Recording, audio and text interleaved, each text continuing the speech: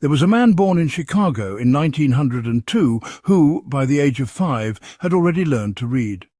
As he grew, he developed one of the most groundbreaking approaches to therapy, one that you can apply in your daily life to improve your relationships, communication, and emotional intelligence. Today, I'll briefly explain what it is, how I've personally used it, and the powerful impact it had on my ability to connect with others. Stick around because you won't want to miss this. And before we dive in, if you enjoy content like this, don't forget to subscribe and share this video with someone who could benefit from these insights. The man I'm talking about is Carl Rogers. His education began early, and that's no surprise.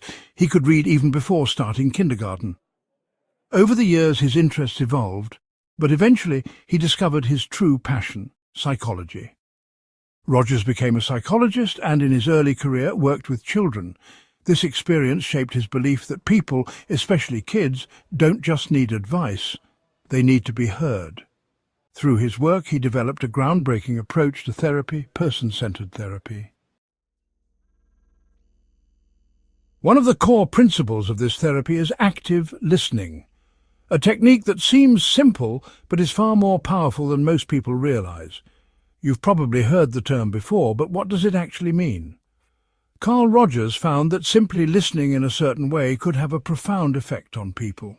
When he applied this method with his clients, they not only felt heard, but they also gained insight into themselves. That got me thinking, if everyone enjoys talking about themselves, how often do they actually feel listened to? Most of what people say gets lost in the noise because, let's be honest, genuine listening is rare. And yet, one of the most fundamental human needs is to feel understood. When I started using active listening in my social interactions, I saw a transformation in how people responded to me. They felt valued, heard, and even more confident. The conversations became deeper, more meaningful, and even more fun. So why is this method so effective? Let's look at how Rogers used it.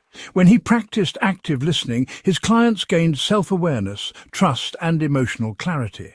They felt accepted, and this sense of acceptance helped them heal. This approach became so influential that it's now widely used, not just in therapy, but also in schools, businesses, leadership, and personal relationships. The best part? Unlike complex theories or difficult scientific concepts, active listening is easy to learn and apply right away.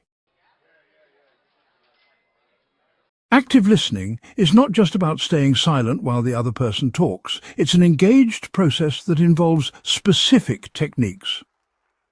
Let's go over some key skills I learned. First, paraphrasing and summarizing. One of the most powerful tools I discovered was simply repeating back what someone had just said in a natural way. For example, if someone said, "I feel like no one would love me if they truly knew me," I could respond with, "So it sounds like you're struggling with self-acceptance and fear of rejection." This small action helps ensure we're on the same page and eliminates misunderstandings. Next, minimal encouragers. Ever noticed how frustrating it is to talk to someone who shows no reaction? Active listening involves subtle cues like nodding, saying "I see" or "that makes sense" to encourage the other person to keep talking. It's called active listening for a reason. Then pausing before responding. Instead of immediately jumping in with a reply, I started waiting a moment before responding.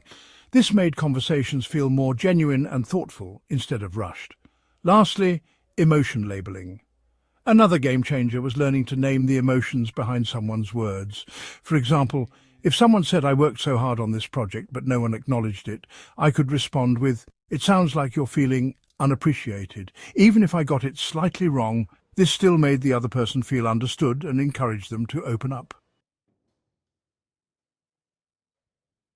This last realization completely changed the way I listen.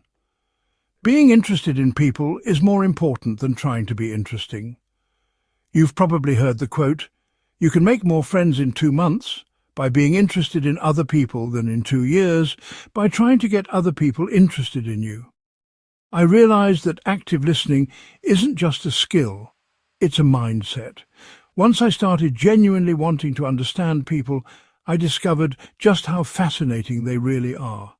And when you truly listen with the intent to understand, not just to reply, you develop real charisma and meaningful relationships. So if you want to improve your communication, make deeper connections, and even boost your social confidence, start practicing active listening. And if you found this video helpful, hit the like button, subscribe, and share this video with someone who needs to hear this. Thank you for watching, and I'll see you in the next one.